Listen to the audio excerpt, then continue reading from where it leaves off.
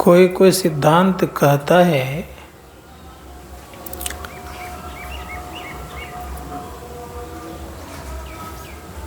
कि थोड़ा पाप हो गया है तो पुण्य कर लो तो बराबर हो जाएगा या तो खत्म हो जाएगा। ऐसा नहीं होता है। इस चीज़ को सब कोई भूल जाइएगा कि थोड़ा पाप कर लिए हैं पुण्य कर लेंगे तो बराबर हो जाएगा, ऐसा होता नहीं है। पाप का फल पाप मिलेगा, उसका दुख होगा। पुण्य का फल पुण्य मिलेगा, उसका सुख होगा आपको। दोनों अलग अलग है।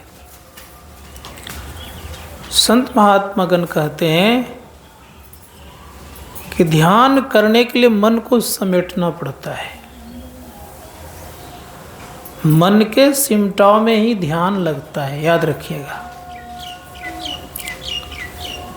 मन का सिमटाव कैसे करते हैं लोग? मन का सिमटाव लोग जप योग से करते हैं। पहले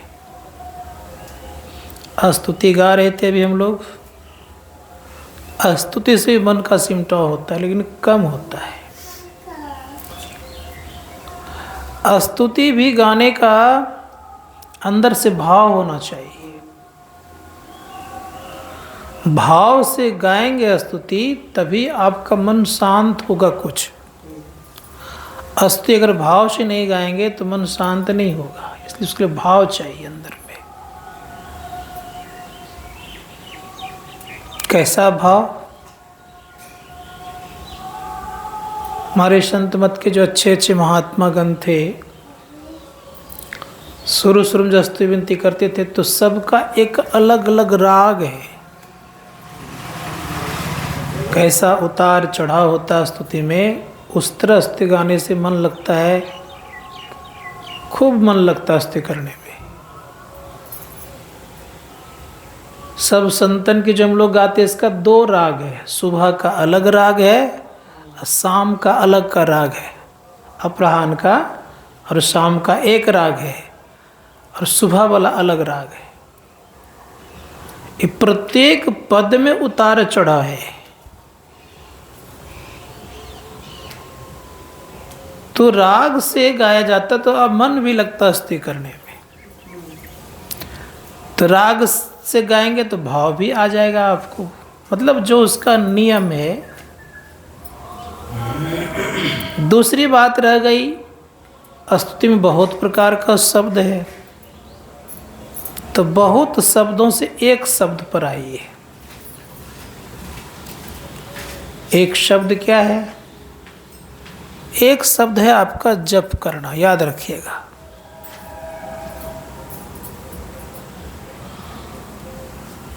बहुत लोग ऊपर से बड़े शांत दिखते हैं, हमें लगता है कि बहुत शांत है ये, लेकिन भीतर गुनावन चलते रहता है तो शांत नहीं है। इसको याद रखिएगा। भीतर अगर मन ही मन कुछ सोच रहा है तो व्यक्ति शांत नहीं है। कभी कभी मन में सोचते होंगे कि बड़ा ही शांत व्यक्ति है, इसको दो ठो बात कह दी, कुछ बोलता नहीं है। नहीं बोलता है तो ठीक है, लेकिन भीतर से अगर प्रतिकार वो कर रहा है तो शांत नहीं है वो। जैसे उसके अंदर प्रतिकार की क्रिया आ गई तो शांत व्यक्ति नहीं हो सकते। भले वो मुंह से कुछ नहीं कहा, आपको अलग है, लेकिन भीतर दुख तो उसको हुआ। शांत व्यक्ति उसे कहते हैं जो शांत होते हैं कि भीतर में भी कोई हलनचल नहीं हुआ, किसी प्रकार का मन में कोई हलचल नहीं हुआ, एक तरह का बना रहा। उसको सुख लगा तब भी ठीक है, दुख लगा तब भी ठीक है, किसी परिस्थिति में हुए हिले नहीं, तटस्थ रहे, ऐसे को शांत कहते हैं।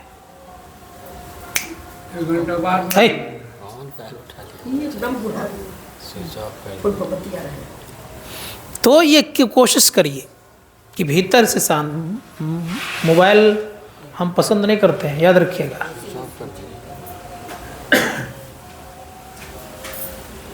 तो भीतर से शांत रखिए अपने आप को। भीतर शांत जब रहेंगे तो लगेगा कि हाँ मुझे कुछ मिला। और संतमत का सत्संग और ध्यान गुड़बा गुड़िया का खेल नहीं, याद रखिएगा इसको। खेल लिए हो गया सो बात नहीं है। इसके लिए बड़े नियम और कायदे से चलना पड़ता है। बैठने के लिए सोचना पड़ता है पहले, और तभी आप बैठ सकते हैं आप जब आप अपने को पवित्र बना कर रखेंगे। पवित्रता के दृष्टिकोण से आपको हर चीज़ पर ख्याल रखना पड़ेगा। पवित्र पहले आपको रहना पड़ेगा, बाहरी जगत में पवित्र रहना पड़ेगा, बाह्य ख्याल रखना पड़ेगा आपको, सुचाचार का ख्याल बहुत रखना पड़ेगा। शरीर पवित्र रहेगा तब धीरे धीरे आप मन को पवित्र कर सकते हैं। शरीर रहेगा अशुद्ध तो अशुद्ध मन से भी जप नहीं होता, याद रखिएगा। अशुद्ध शरीर में चंचलता बहुत आती है। अशुद्ध शरीर में मन की स्थिति अस्थिर नहीं रहती है। इसलिए शुद्धाचारी बनना पड़ेगा आपको। बाहरी सुचाचार के अलावा आंतरिक स्वचारी भी बनिए। प्रयास करिए कि हमसे झूठ नहीं बोला जाए। झूठ बोलते हैं जो व्यक्ति, तो धर्मशास्त्रों में है कि उस व्यक्ति से 40 दिन तक भजन ध्यान नहीं बनता है। और वो कहे कि हम रोज ध्यान करते हैं तो मानेंगे हम लोग? जिस प्रकार से समुद्र में एक ढेला मार दीजिए या तालाब में एक ढेला मार दीजिए, और जब तक वो तरंग किनारा नहीं लेगा तब तक वो जल स्थिर नहीं हो सकता। उसी प्रकार से याद रखिएगा कि एक बार जब झूठ बोलते हैं तो जब तक वो कई दिन होकर के साफ नहीं होगा तब तक आपकी दृष्टि स्थिर नहीं होगी। इसीलिए संत महात्मागण कहते हैं कि खूब बढ़िया से पहले जप करिए। जप करते करते लोगों को सिद्धियां मिलती है। हमारे देश में बड़े उच्च कोटि के महापुरुष हुए, जिसमें से एक गोरखनाथ जी महाराज हुए। गोरखनाथ जी महाराज का जन्म बड़ा विचित्र हुआ है। उनके गुरु का नाम था मत्स्येंद्रनाथ जी महाराज। मत्स्येंद्र भी कहते हैं कहीं कहीं। भिक्षावृत्ति से जीवन यापन करते थे। एक दिन गए,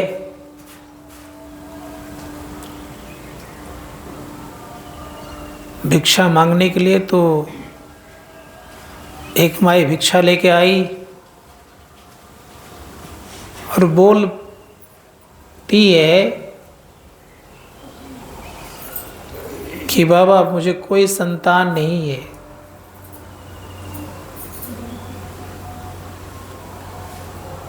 तो उन्होंने क्या किया, भस्म निकाल के पुड़िया बना करके दिया। ले तो लिए।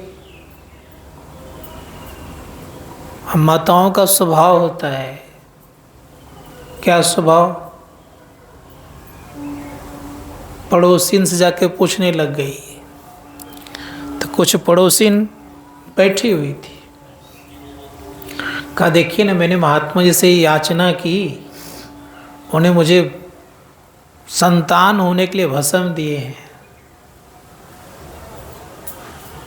तो पड़ोसी ने कहती कि भस्म से कहीं संतान होता है?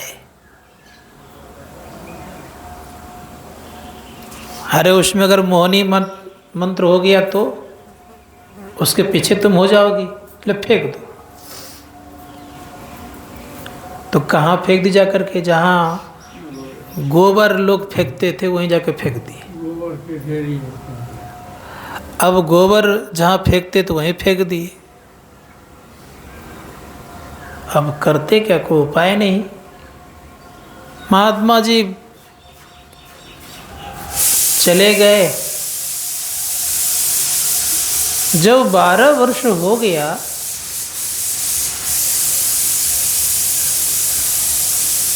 तो बैठे हुए थे ध्यान करने के लिए गुरु मच्छिंद्र नाथ जी महाराज।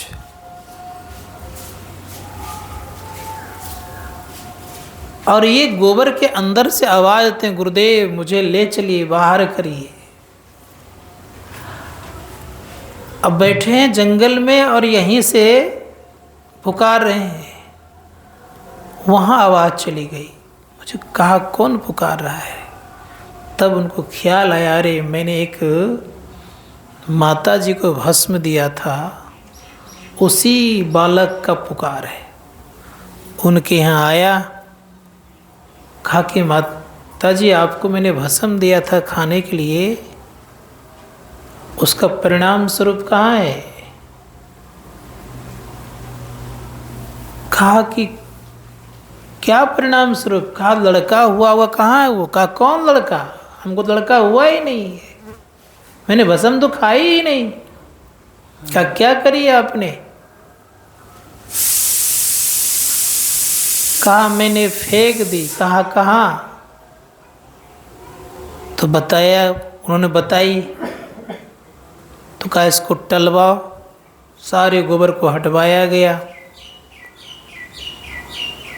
तब कहता है कि मैं आ रहा हूँ खुद अंदर से बाहर। जब आए तो 12 वर्ष का लड़का था। फिर माता जी कहते महाराज मुझे दे दीजिए, आप मत लेके जाइएगा। कि नहीं, तुमने तो इस मौका को गमा दिया, अब तुम्हारे पास ये नहीं रहेगा। तो उसको लेके चले गए। अब वो गोरखनाथ, उनका नाम पहले गोबरनाथ रखा है, बाद में गोरखनाथ हो गए वो। तो जब वे जंगल में रह रहे थे तो गुरुदेव उनके कहते हैं कि मैं जा रहा हूँ भिक्षा मांगने के लिए और तुम बैठ के यहाँ पर जप करो। दीक्षा ऐसे नहीं दी गई पहले उनको, पहले जप नहीं बताया गया, पहले घुमाए फिराए को। घुमाने फिराने के बाद कुछ परीक्षा लिए। परीक्षा के लिए वो भी जान लीजिए आज।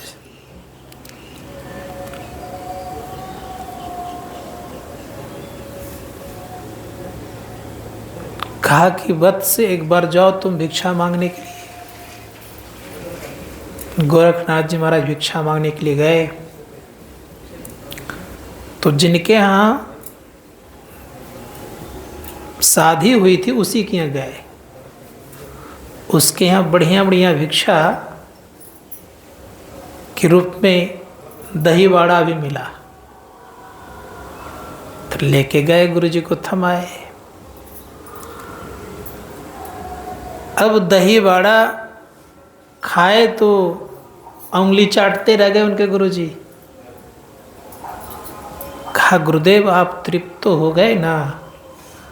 खा बेटा गोरख, एक दो बाड़ा और हो जाता तो बड़ा अच्छा होता। कहा गुरुदेव तुरंत में जाता हूँ, उसके बहुत सारा बड़ा है, वो मुझे मांगेंगे तो दे देगी। कहा हाँ बेटा जाओ लेके आओ। अब उसके यहाँ गए दोबारा। कहा देखिए हमारे गुरु महाराज कह रहे हैं एक दो बड़ा होता और तो अच्छा होता, लेकिन माई कहती तुम झूठ बोलते हो, खा लिया होगा तुम और गुरु महाराज का नाम लगा रहे हो, अब तुमको नहीं मिलेगा। जैसे का नहीं मिलेगा तो बालक होता है, बालक का हट बड़ा विचित्र होता है। खा माई दे दीजिए, आप मेरे से आप कुछ भी ले लीजिए। तो माई कहती है कि दही वाड़ा तो दूंगी लेकिन तुम्हारा आँख चाहिए मुझे। कहाँ माई दे दूंगा मैं। आंख में उंगली घुसाया, निकाल लिया और वो गई बड़ा निकालने के लिए। कहा माई आंख लीजिए और बढ़ा दीजिए। वो झट से इसके पात्र में बढ़ा दिया और वो घर में घुस गई, फाटक लगा ली क्योंकि आंख निकाल लिए थे। वहाँ जब गए तो देखते हैं उनके गुरु मत्स्यनाथ जी महाराज की ये स्थिति क्या हो गई। कहा बेटा ये कैसे हो गया। कहा गुरुदेव वो माता जी जो थी वो माता जी नहीं दे रही थी बड़ा। कहा आंख दोगे तब मैं दूंगी, तो आंख भी नहीं ली और बड़ा दे दी यूं ही। मत्स्यनाथ जी महाराज क्या करते हैं, आंख को सेट करते हैं, माथा ठोक देते हैं, आंख बिल्कुल सेट हो जाता है। तब उनको दीक्षा दी गई। जब दीक्षा दी गई, जब दीक्षा लिए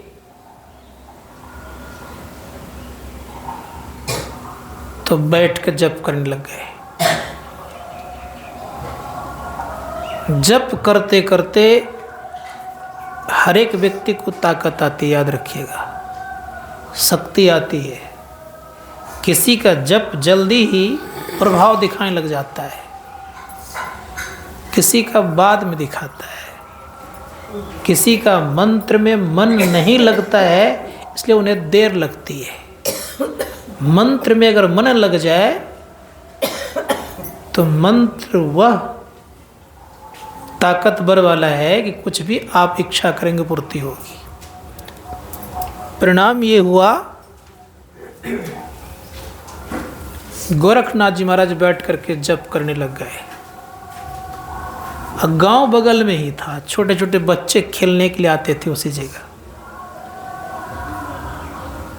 तो बैलगाड़ी बनाए सब बच्चे ने, चक्का बैल सब कुछ बना के तैयार कर ली। गाड़ीमान बनाने किसी को नहीं आ रहा था। सबसे बड़ा बच्चा था गोरख। कहा चलो ना, हम लोगों से बड़ा एक भैया बैठा उसी से बनवाते हैं। तो मिट्टी का गोला लेकर के गया उसके पास और उसे जिद किया। बच्चों ने कहा भैया मुझे गाड़ीमान बना दीजिए जो कि इस पर बैठाएंगे गाड़ी पे हम। अब गोरख ने बहुत प्रयास किया भगाने का, नहीं भागा। मिट्टी का गोला लेकर के बनाने लग गए। अब बनाते बनाते बनाते सब कुछ बना दिए।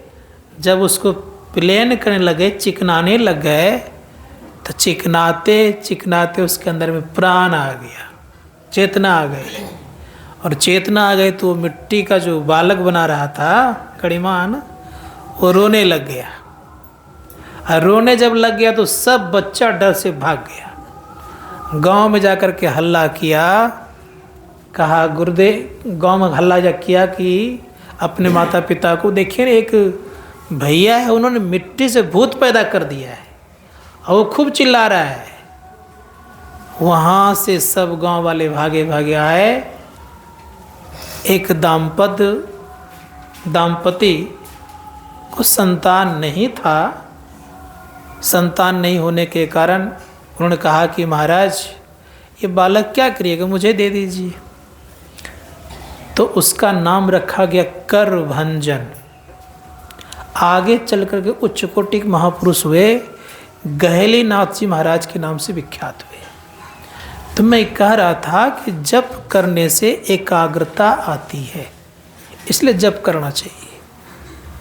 संत महात्मा गण कहते हैं कि गोरखनाथ जी का बनाया हुआ सेना भी बड़ा मजबूत था, बहुत मजबूत सेना। गोरखा लैंड का नाम सुने होंगे आप लोगों ने, और गोरखा सेना के नाम सुने होंगे। गोरखा सेना को सर्वप्रथम स्थापना गोरखनाथ जी महाराज ने की थी। महेंद्रनाथ सिंह के खिलाफ में बलभद्र को तैयार किया, अपाहिज था बेचारा। कहा कि ये महेंद्रनाथ सिंह जो है ये नाथ पंथ के अनुयायी होते हुए भी ये नाथ पंथ के साधुओं को परेशान करता है, मारता पीटता है, तो इसको गद्दी से उतारो। तो बलभद्र नाम करके व्यक्ति था, वो बड़ा कमज़ोर था, अपाहिज था। उसको आशीर्वाद दिया, उसको ताकतवर बनाया। फिर तालाब से मिट्टी निकाल करके सेना बनाया गया। सारे सेना इतना मजबूत हुए कि महेंद्र नाथ सिंह को हरा दिए। तो मैं कहना ये चाह रहा था कि ताकत ही कितनी आती है, इसीलिए जप करना चाहिए। जप योग है ये। जप योग करेंगे तो संत महात्मा गण कहते कि जप योग करने से आपको शक्ति भी आएगी, एकाग्रता भी आएगी। जप संबंधी रूप का ध्यान करना चाहिए। रूप के ध्यान से क्या होता है? संत महात्मा गण कहते रूप के ध्यान से आप अगर ठीक रूप अगर अंदर में अपने इष्ट का प्रकट कर लिए तो जो इच्छा करेंगे उसकी पूर्ति होगी। और जब तक आपका रूप प्रकट नहीं होगा तब तक इच्छाओं की पूर्ति संभव नहीं है। इसीलिए गुरु मूर्ति को गुरु नानक देव जी महाराज ने कहा है कि गुरु मूर्ति का जो अंदर में प्रकट कर लेता तो होता क्या? तो बड़ा सुंदर शब्द कहा कि गुरु की मूर्ति मन में ही बसाऊं, जो इच्छा सोई फल पाऊं। जो व्यक्ति गुरु की मूर्ति को मन में बसा लेता है और वो साधक जो इच्छा करता है उसकी पूर्ति होती है। गुरु मूर्ति अगर ठीक अपने अंदर में उदय हो जाए तो बड़े सुंदर शब्द कहा गया है। क्या कहा गया है? चरणदास जी महाराज कहते हैं, कल्प वृक्ष गुरुदेव मनोरथ सब सरय, कामधेनु गुरुदेव क्षुधा तृष्णा हरे। अपने अंदर में अगर ठीक आप मनोयोग पर गुरु मूर्ति को अगर अपने बसा लिया है, अब प्रकट कर लिया है तो कल्प वृक्ष का काम करता है। वो गुरु मूर्ति का दर्शन कल्प वृक्ष और कामधेनु गाय का काम करता है। सारे मनोरथ पूरे होते हैं साधकों का। अपना तो होता ही है, और दूसरों के भी इच्छाओं की पूर्ति कर सकते हैं। इसीलिए गुरु मूर्ति को हृदय में उगाना चाहिए। संत महात्मा तीसरी बारी आती है दृष्टि योग क्रिया की, यहाँ से ध्यान शुरू होता है। संत कबीर साहब ने ऐसे तो कहा है, मूल ध्यान गुरु रूप है, मूल पूजा गुरु पाँव, मूल मंत्र गुरु वचन है, मूल सद्भाव। कहा कि गुरु का वचन ही मूल मंत्र होता है। जो साधक मंत्र को ठीक जपते हैं, गुरु के अनुकूल चलते हैं, तो उनका जीवन में खुशहाली आती ही है। इसीलिए गुरु की बातों को ध्यान देना चाहिए। अब रह गई बात दृष्टि योग क्रिया है। दृष्टि योग क्रिया से आप पिंड से ब्रह्मांड में जा सकते हैं। पिंड और ब्रह्मांड कहाँ है? संत महात्मा गण कहते हैं आँख से नीचे वाले भाग को पिंड कहा और आँख से वाले भाग को ब्रह्मांड कहा। हम लोग नीचे उतरते हैं तो अच्छा लगता है कभी कभी। कहाँ? यहाँ रहते हैं, अभी दोनों आँखों के बीच में रह रहे हैं। वहाँ से जब नीचे आते हैं कंठ में तो कभी कभी स्वप्न देखते हैं। स्वप्न देखते हैं और स्वप्न देखते हैं। कभी अच्छा स्वप्न देखे तो बड़ा अच्छा लगा, और कभी भयावह स्वप्न देख लिए तो डर लग गया। तो संतों ने कहा ये नीचे आए तो अच्छा बुरा का ज्ञान हुआ। यहाँ तो अच्छा बुरा ज्ञान होता ही है, यहाँ स्वप्न में अच्छा बुरा का ज्ञान होता है। लेकिन स्वप्न कभी कभी सपना जो होता है कभी कभी अपना होता नहीं है। लेकिन लोग जब नीचे और आता है तो खूब सोता है खराटा मार करके, नहीं गहरी नींद में चले जाते हैं। उठते हैं बेचारे तो कहते हैं आज बड़ी अच्छी नींद आई, खूब सोया आज। बोलते हैं ना ऐसे लोग, खूब सोया। अब सोचिए जब भीतर आप गए खूब सो करके उठे तो अपने क्या बोलते हैं? बहुत बढ़िया हमने सोया भाई, अच्छी नींद आ गई, ताकत शरीर में आने लग गया। अब ये सब बोलते हैं।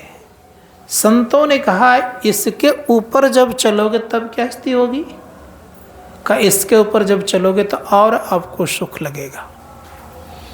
जोगी का लक्षण भी क्या होता है ये भी जानना चाहिए। गोस्वामी जी महाराज कहते हैं सकल दृश्य निज उदर मेली, शोभहि निद्रा तजी जोगी, सोई हरिपद अनुभवई परम सुख अतिशय द्वैत वियोगी, शोक मोह भय हरस दिवस निसी, देश काल तह नाही, तुलसी दादसा हिंसन से निर्मूल न जाए। खा वो सोते तो हैं लेकिन कहा वे मुर्दा में सोते हैं। मस्तिष्क में उनका सोना होता है, हम लोग हृदय में सोते हैं। अंतर यही है। संसारिक जीव कहाँ सोता है? हृदय में। और जोगीजन कहाँ सोता है? मस्तिष्क में। दोनों में कितना फर्क है देखिए। इसलिए हमारे गुरु महाराज अगर सो भी जाते थे तो लगते थे कि सब कुछ जान रहे हैं। तुरंत 1 सेकंड 1 मिनट में खराटा लेना प्रारंभ, और तुरंत कुछ बोलते गलती कोई पढ़ रहे हैं तो कहते रहे यहाँ पर ये गलती हो गई। खराटा ले रहे हैं, अब कोई बगल में पढ़ रहे हैं, पढ़वा रहे हैं कोई चीज़ किन्हीं से, तो कह रहे हैं यहाँ पर ऐसे न ऐसे पढ़ा जाता है। ये कौन निंद थी? तो नीचे में अज्ञानता, याद रखिएगा। नीचे में जाएंगे तो होश नहीं रहेगा। लोग यहाँ तक कहते हैं कि मरा हुआ और सोया हुआ एक तरह का होता है, लेकिन ऊपर में ऐसी स्थिति होती नहीं है। मस्तिष्क में सोने वाले की ऐसी स्थिति होती नहीं है। वो सोए हुए फिर भी उनको सब ज्ञान रहता है। संतों का ये फर्क होता है, याद रखिएगा। तो ध्यान कैसे होगा? तो कहा जब दृष्टि योग की साधना करते हैं साधक, तो दृष्टि योग करने के क्रम में जब दृष्टि की धारें जुटती है तो उनके अंदर प्रकाश का उदय होता है। प्रकाश का उदय करने वाला वो जोगी कहलाता है। गुरु नानक देव जी महाराज कहते हैं एक दृसठ करी समसरी जाने, जोगी कहिए सोई। जो दृष्टि की धारों को एक करना जानता है वो जोगी है। और जो दृष्टि की धारों को एक करना ही नहीं जानता है तो जोगी कैसे बन सकता है? लोग कहते हैं कि हम साधु बन गए। साधु कौन? परम संत तुलसी साहब कहते हैं मकर तार जीव का बाटा, इतना भेद जाने जो कोई, तुलसीदास साध है सोई। साधक कौन? खा जो ये भेद को जानता है वो साधक कहलाता है। जीव का बाटा कैसा है? खा मकरे की तार की तरह, मकर तार जीव की बाटा। उस भेद को जो जानता है वो जोगी कहलाता है, वो साधु कहलाता है। संत महात्मा गण कहते हैं कि अगर इस कसौटी में आप कसे हैं तब आपके धीरे धीरे पाप समाप्त होंगे। इसीलिए आपने सुना होगा, क्या पाठ हुआ था? यदि शैल समम पापम विस्तृणम बहु योजनम भिद्यते ध्यान योगेना नान्यो भेद कदाचन। कई योजन तक अगर पहाड़ के समान अगर पाप फैला हुआ हो तो याद रखिएगा जीवन में सदैव कि जब तक ब्रह्म अग्नि का उदय नहीं होगा तब तक पाप नहीं जल सकता। तो ध्यान जैसे बनेगा तो पाप समाप्त होगा, और जब तक ध्यान नहीं बने तब तक संभव नहीं है। तब आपके अंदर में गंभीरता भी आएगी। ध्यान बनेगा तो आप किसी वस्तु से लड़ने की ताकत भी आपको आएगी। आप दुख में और सुख में एक स्थिति बनाने की स्थिति बना लेंगे। आप दुख में भी नहीं घबराएंगे और सुख में भी आप आह्लादित नहीं होंगे, आनंदित नहीं होंगे। दोनों स्थिति में आप बड़े अच्छे ढंग से ज़िंदगी जी लेंगे। बहुत सुख हो गया तब भी नहीं घबराएंगे, अब बहुत दुख हो गया तब भी नहीं घबराएंगे।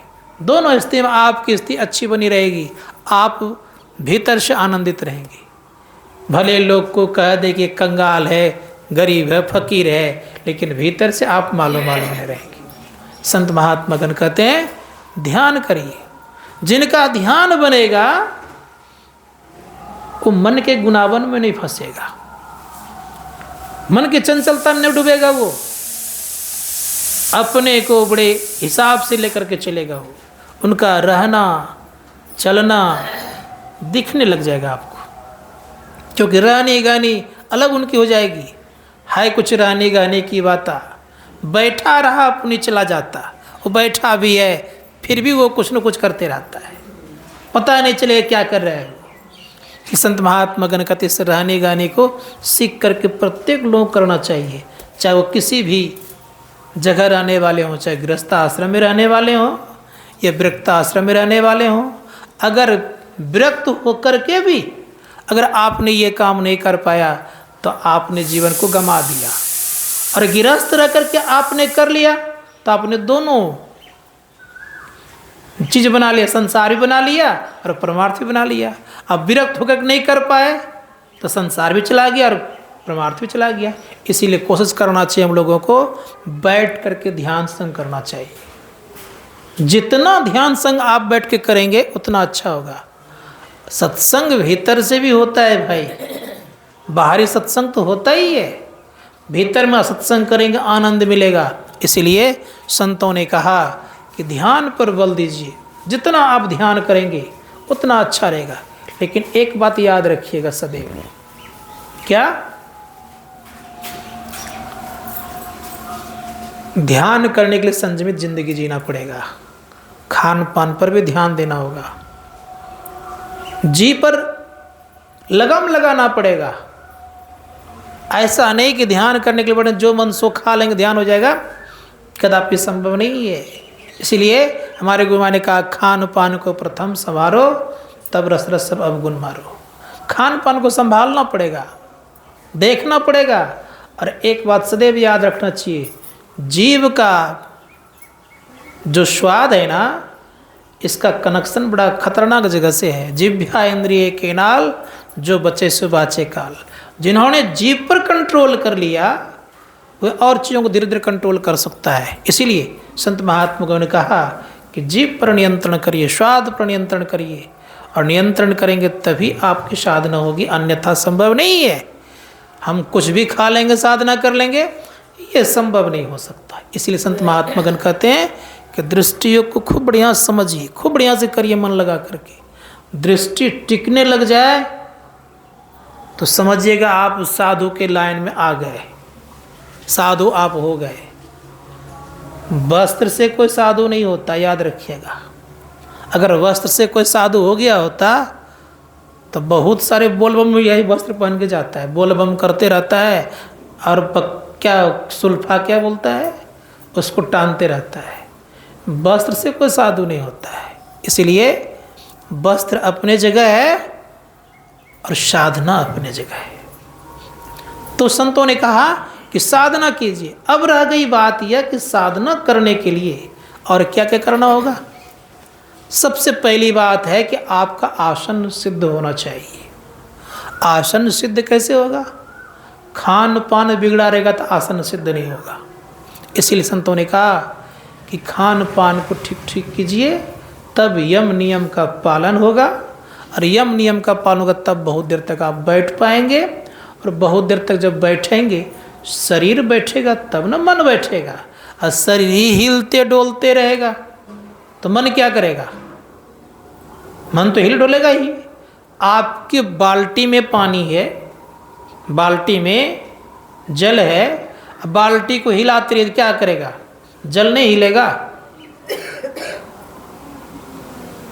जल हिलेगा नहीं हिलेगा? उसी प्रकार से याद रखिएगा कि जब ये मन आपका पानी है, शरीर बाल्टी है मान लीजिए, और शरीर को ही हिलाते रहिए हरदम, तो मन क्या करेगा? हिलेगा ही। इसलिए संतों ने कहा पहले शरीर को बैठाइए।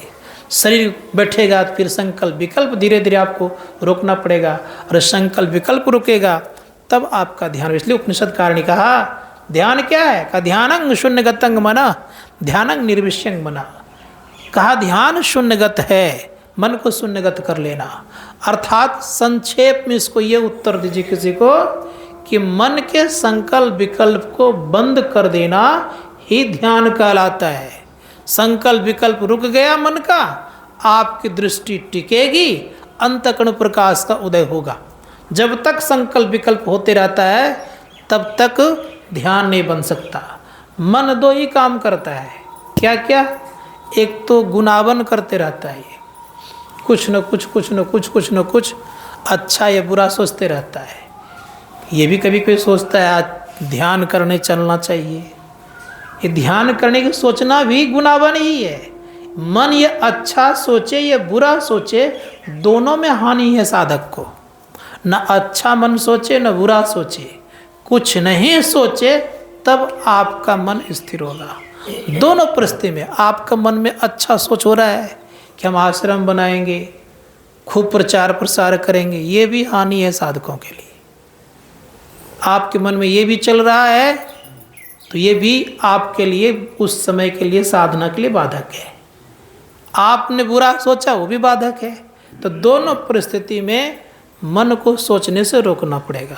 अगर रुक गया तो आपका काम बन गया, जो रोकता है तो उनका बनता है। इसलिए संत कबीर साहब ने कहा कि थकता है मन कब, जब थकाने वाला हो जाता हो। इसलिए कहा मन थकत थकत थक जाए हो, ये थक जाता है एक दिन, लेकिन बार बार जब लगाएंगे तब थकेगा। पहले तो आपको परेशान करेगा क्योंकि सब दिन परेशान किया है इसने। इसीलिए इंद्रियों का नाथ मन है, 10 इंद्रियों का नाथ मन है, 5 कर्म इंद्रियां और 5 ज्ञान इंद्रियां। इन 10 का मालिक मन है। मन से श्रेष्ठ है बुद्धि, बुद्धि से श्रेष्ठ है महत्व। तो उधर मत जाइए। भगवान श्री कृष्ण ने कहा है कि शरीर रथ है, इंद्रियां घोड़े है, मन लगाम है और बुद्धि सारथी है। इसको याद रखिएगा सदैव। जिनकी बुद्धि रूपी सारथी मजबूत है तो सारथी के हाथ में लगाम होता है। असारथी ही कमजोर रहे तो घोड़ा क्या करेगा? रथ को जहां तक गिराएगा नहीं गिराएगा। संत महात्मा ठीक उसी प्रकार से बुद्धि मजबूत होती है कब? जब आप बहुत सत्संग करेंगे तब, और बहुत सत्संग करेंगे तो बुद्धि मजबूत होगी। तब मन रूपी लगाम को कस के पकड़ के रखेगा, तब रथ कहीं जा नहीं सकता, तब रथ ही सुरक्षित रहता है। रथ ही कहते हैं आत्मा को। आत्मा शरीर रूपी रथ पर सवार है, इंद्रियां घोड़े है, मन लगाम है, बुद्धि सारथी है।